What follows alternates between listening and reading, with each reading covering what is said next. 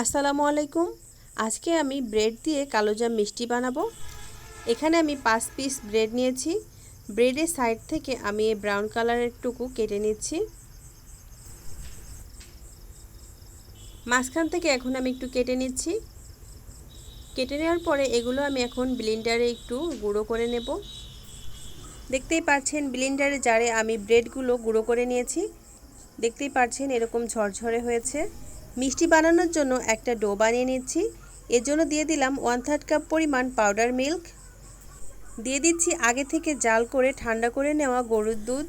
দুধ কিন্তু একবারে বেশি দিতে যাবেন না, অল্প অল্প করে দিবেন আর এভাবে মেখে দেখবেন। দেখতেই পাচ্ছেন খুব সুন্দর একটা ডো তৈরি হয়ে গেছে। এই পর্যায়ে আমি এখন রেখে দেব 10 মিনিটের জন্য। আর এই 10 মিনিটের ভিতরে আমি মিষ্টির শিরাটা বানিয়ে নেব। চিনি শিরাটার জন্য চুলায় একটা পাত্র বসিয়ে দিয়েছি আর দিয়ে দিচ্ছি 1 কাপ চিনি, দিয়ে দিচ্ছি 1.5 কাপ পানি। এই মিষ্টির শিরাটা কিন্তু খুব বেশি ঘনও হবে না, আবার খুব একটা পাতলাও হবে না। 1 কাপ চিনির জন্য 1.5 কাপ পানি কিন্তু ঠিকঠাক।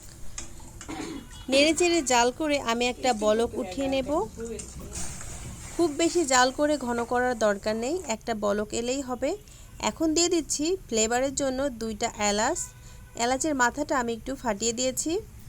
চুলার আঁচটা বন্ধ করে আমি এখন মিষ্টিগুলো বানিয়ে নেব। আমি যে ডোটা বানিয়ে রেখেছিলাম ওখান থেকে অল্প একটু ডো নিয়ে একটা মিষ্টি বানিয়ে নেব।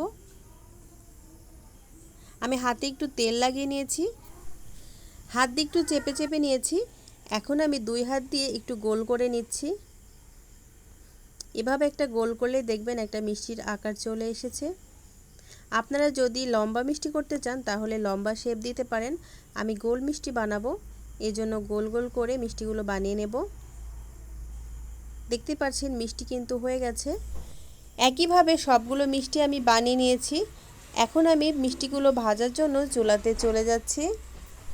চুলাতে একটা প্যান বসিয়ে দিয়ে দিচ্ছি পর্যাপ্ত পরিমাণ সয়াবিন তেল। অবশ্যই তেলটা একটু বেশিই দেওয়া লাগবে। তেলটা যখন একটু গরম হয়ে যাবে এই পর্যায়ে দিয়ে দিচ্ছি আগে থেকে বানিয়ে রাখা মিষ্টিগুলো। চুলার আঁচটা মিডিয়ামে রেখে আমি মিষ্টিগুলো ব্রাউন কালার করে ভেজে নেব। খুবই সাবধানে একটু নেড়ে চেড়ে দিচ্ছি। এপাশ ওপাশ করে আমি ব্রাউন কালার করে ভেজে নেব। ভিডিওটি দেখতে দেখতে যে আপু বা ভাইয়ারা একটা লাইক দিতে ভুলে গেছেন, প্লিজ একটা লাইক দিয়ে দিবেন।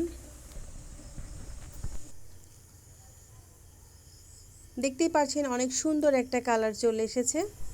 এই পর্যায়ে একটা ছাঁকনির সাহায্যে আমি মিষ্টিগুলো উঠিয়ে নিচ্ছি। একটা টিস্যু পেপারের ওপর উঠিয়ে নিচ্ছি। এক্সট্রা যে তেলটা আছে এটা যেন টিস্যু পেপারের উপরে চলে যায়। মিষ্টির যে শিরাটা বানিয়ে রেখেছিলাম এটা একটু গরম করে নিয়েছি। এখন আমি আগে থেকে ভেজে রাখা মিষ্টিগুলো দিয়ে দিচ্ছি। মিষ্টিটাও কিন্তু এই পর্যায়ে গরম ছিল, গরম অবস্থায় দিতে হবে। 10-12 মিনিট মতো আমি শিরার ভিতরে জাল করে নিয়েছি। তারপরেও কিন্তু মিষ্টিগুলো এতটুকুও নরম হয়নি, বা সারা রাতের জন্য আমি শিরার ভিতরে মিষ্টিগুলো রেখে দিয়েছিলাম, তারপরেও মিষ্টিগুলো ভিজিনি। কেন এমন হয়েছে জানি না, আমার কি ভুল ছিল আমাকে অবশ্যই কমেন্ট করে জানাবেন কেন আমার মিষ্টিগুলো এমন হয়ে গেল। আর আপনারা অবশ্যই এই মিষ্টিটা বানাবেন না। আমার ভালো হয়নি, তাও আপনাদের সঙ্গে শেয়ার করলাম। আশা করি ভালো লেগেছে ভিডিওটি। আল্লাহ হাফেজ।